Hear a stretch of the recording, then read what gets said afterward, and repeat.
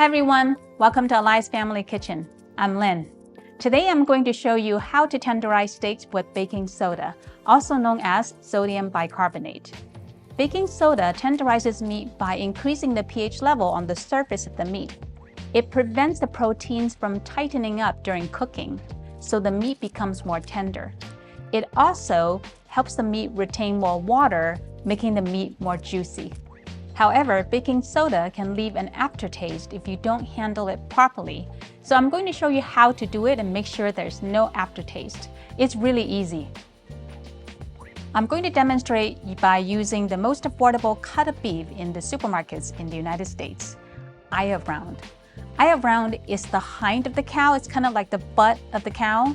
It is usually very lean, tough, and dry. This steak is about 1 inch thick, 8 ounces in weight. For best results, I recommend the steaks to be cut no more than 1 inch thick. The general ratio of baking soda to meat is 1 teaspoon of baking soda for 1 pound of meat. Since this steak is about 8 ounces, I'm going to use half a teaspoon of baking soda. Mix it in with 1 tablespoon of water. Mix it up really well,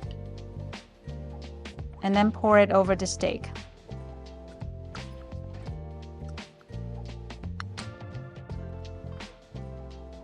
Use your hand and massage the steak and make sure the baking soda is evenly distributed. Turn it around and do it again. You can see some of the baking soda is like sitting on the bottom. So I'm gonna try to use my hand to scoop that up and make sure both sides are evenly coated. If you're short on time, puncturing the steak can help speed up the tenderizing process, but it is not required. If you're marinating overnight, it is not necessary to puncture the steak. Keep doing this until the water is absorbed by the steak.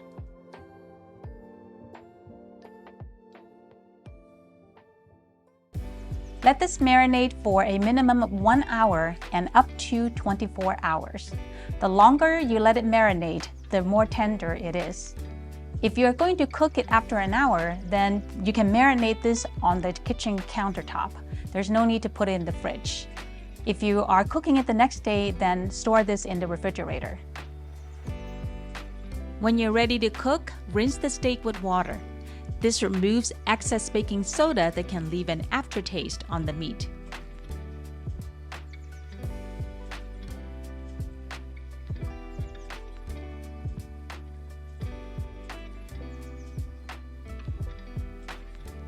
Use your hands to press and squeeze out as much water from the steak as possible.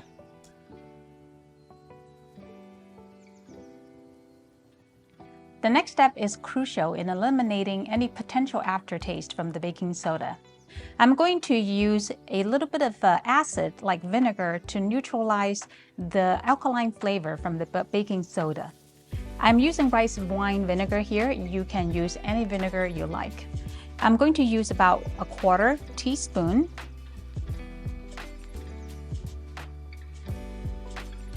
For 8 ounces of meat. So 1/4 teaspoon is about just right. So sprinkle a little bit of that on one side, turn it over, sprinkle the rest. This is just a very small amount. And then take your hand and spread it. Make sure it's coated evenly on both sides again. If you're going to marinate the steak and the steak marinade already contains vinegar, you can omit this step.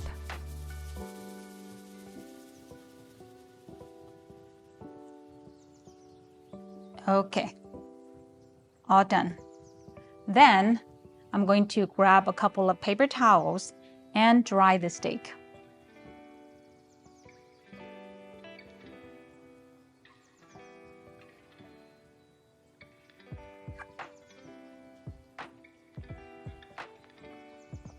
Make sure it's really, really dried well. Okay. I'm gonna dry the sides. Okay. All right. Now the steak is ready for your favorite steak marinade or seasoning.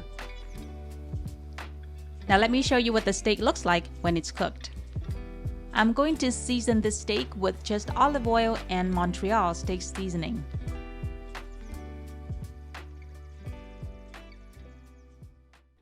I'm going to cook the steak to medium well because that's how my family likes the steak. It's done. Now let's check out the steak. It is so juicy and tender.